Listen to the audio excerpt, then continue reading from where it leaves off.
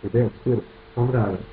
E o caso, voltemos ao caso médio para perceber, é que muita dessa informação às vezes pode ser contraproducente. Porque também a experiência nos diz que em caso de rapto, se nós expusermos muito, digamos, a vítima, incrementa de uma forma exponencial, incalculável, a possibilidade do raptor se querer ver livre da vítima da forma mais rápida e eficaz, isto é, de eliminar a vítima e eliminar vestígios até, muitas vezes, do seu próprio corpo. E, portanto, temos de jogar aqui com alguma parcimónia de meios e com alguma cautela, com alguma calma, que eu sei que é coisa que não se tem quando se vê algum perigo desaparecer, para jogar com os meios de tal forma que eles sejam eficazes e não sejam contraproducentes.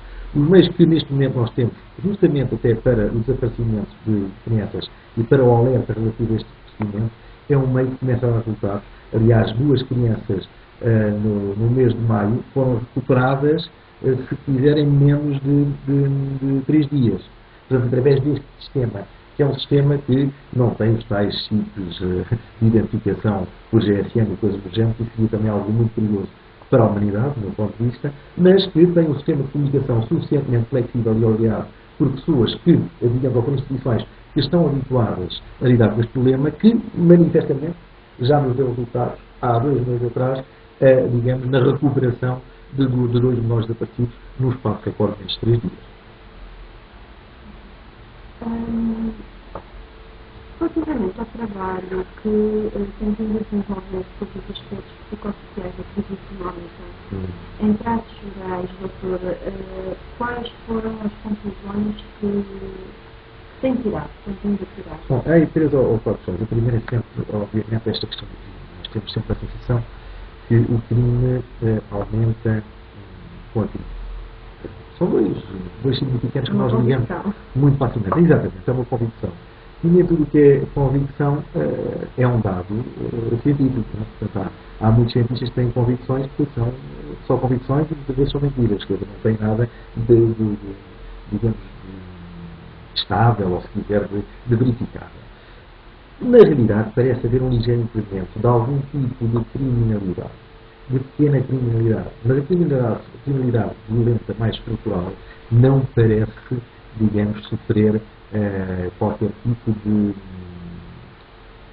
incremento ou de modificação significativa no plano estatístico com a crise. Eu, como digo, quer dizer, pode aumentar o furto, sobretudo o crime económico também, de pequena escala, aumenta com a crise económica.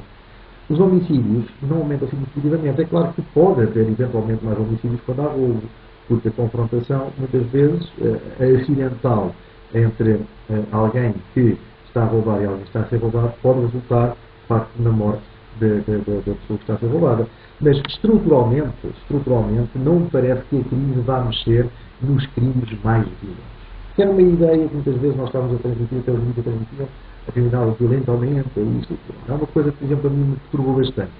Que depois destas notícias, passado o verão de 2008, portanto, do ano passado, se tenha feito um leilão de 200 e não sei quantas armas, a PSP fez um leilão de 200 e não sei quantas armas, digamos, perdidas a favor do Estado, recuperadas, se quiser, a favor do Estado, para venda a particulares que, tão somente, teriam de demonstrar que tinham licença de portar a arma que se pretendiam comprar e que não teriam, de facto, cadastro, digamos, ativo, do seu ponto de vista criminal, para poderem adquirir essa arma. Repare, numa altura em que nós devemos à boca cheia armas a mais, que é um descontrole gravíssimo das armas, que é preciso ter um bocadinho de mais força quando se legisla sobre a licença de porte de arma. Repare que a única coisa que vem referir agora na nova lei é que para se ter acesso a um determinado tipo de armas tem que fazer formação. Bem, mas a formação, o aprender a lidar com uma arma, não retira os traços de personalidade que podem ser, digamos, obstáculos à utilização de uma arma. E, portanto, essa avaliação, se quiser, de personalidade ou psicológica, nunca é feita. E, portanto, estar agora a vender é colocá-las novamente no mercado. O mais grave é o Estado que está a fazer para ir buscar os miseráveis milhares de euros, quando se vangloriava aqui há uns tempos atrás de ter destruído não sei quantas armas, e que agora vem dizer, mas estas nós estamos a vendê-las porque elas não participaram ou não foram móvel para crimes, para quaisquer crimes. Isso é difícil de garantir, Também seria melhor que se fosse imóvel para algum tipo de crime conhecido o Estado para se vender. Então aí cairia não só também no crime, como também no completo ridículo. Mas isto são tudo reflexos também do crime. Mas mais ainda nós temos outros reflexos aqui que são perfeitamente antagónicos. Quando fizemos uma investigação acerca das viagens, o que nós obtivemos foi que as agências de viagens disseram, na altura da Páscoa, estavam no seu cliente. Não tinham diminuído. Não tinham diminuído, na realidade, as suas vendas. Aliás, os destinos mais caros continuavam a ser os mais procurados e estavam, muitos deles, esgotados. E repare que nem com a gripe agora, nós estamos a ter uma redução nas férias de viagens para o estrangeiro. Aliás, porque os casos de gripe que nós temos aqui no nosso pequeno rebanho, se reparar, são em 90% casos de pessoas que vieram fora. Portanto, não são contaminações, digamos, não estão infectados cá dentro. Quando olhamos para as grandes superfícies, também não reduzem, de facto, a venda de bens. Quando olhamos, por exemplo, para, digamos, comércio de segunda necessidade, não é esse o comércio mais afetado, mas o que é interessante é que quando olhamos para os jornais e para os meios de informação em geral, meios televisivos ou de imprensa escrita, temos a maior parte dos jornais a ocupar o número de vezes a palavra crise ou ela relacionada superior em alguns deles, mesmo ao futebol, que é uma coisa ou crime. Portanto, há algumas semanas, o que nós verificamos foi uma coisa disso. Na semana da Páscoa, os telejornais, principalmente nos canais de notícias 24 horas, ocupavam quase um terço do tempo do telejornal a falar da crise.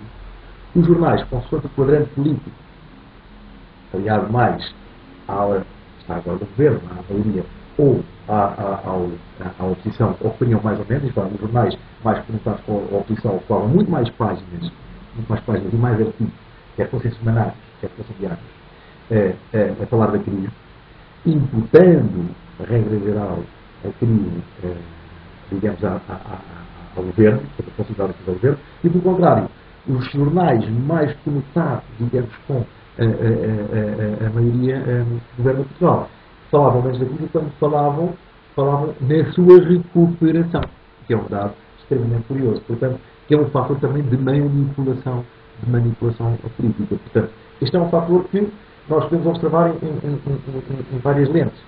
Nós temos, por exemplo, a lente do crime, em que nós digamos a causa da crise principalmente. Portanto, se vai haver, tem-se coisas curiosas. Bem, aquele aumenta na pequena criminalidade, mas depois também temos dados interessantíssimos, segundo o relatório do Ministério da Administração Interna, em que decresce a delinquência juvenil. É afirmado isso. Se uma amiga quiser ir a ler o relatório, está lá escrito isso com grande rigor, mas ao mesmo tempo que se afirma que decresce a delinquência juvenil, cria-se um observatório para a delinquência juvenil. É compreensível, se o futebol está a crescer, porque é que eu vou criar uma estrutura? Mas para além disso, para além desta criação desta estrutura, o facto de crescer a violência juvenil leva em conta, por outro lado, o aumento do crime por ganho. Bem, o crime por ganho, a maior parte, de facto, os crimes por ganho são pessoas com menos de 16 anos. Quer dizer que o Dr. Mário, o vice-embargador agora o Superpolícia, portanto, Mário Mendes, o Dr. Vice-embargador Mário Mendes, vem dizer, ou vem já há 2 meses esta parte, está a apelar para que Portugal, tal como está em Espanha, está a ser acusado ou em Itália, que Portugal tenha de ter medidas, digamos, penais mais fortes, ou mesmo de restrição da liberdade para menores de 16 anos. Como sabe, o nosso sistema penal, a maioridade penal é aos 16, portanto aos 8 anos. Tendo uma idade do Código Civil, mas aos 16 anos já somos responsáveis penalmente. Há, contudo, um regime especial entre os 16 e os 21 anos. E a partir dos 21 anos é o regime geral. Uma vez que a entrevista é para colocar no tal, como eu disse, eu gostava de lhe perguntar o que é que pensa que pode ser de alguma forma uma mais-valia para um site na área da psicologia, este tipo de entrevistas, ou seja, se poderá de alguma forma aproximar o médico do doente, no caso de terem fóruns, esse tipo de ferramentas, digamos, que agora se começam a utilizar, e que, de alguma forma, talvez possam fomentar essa aproximação. Qual é a sua opinião? Sim, eu tenho uma opinião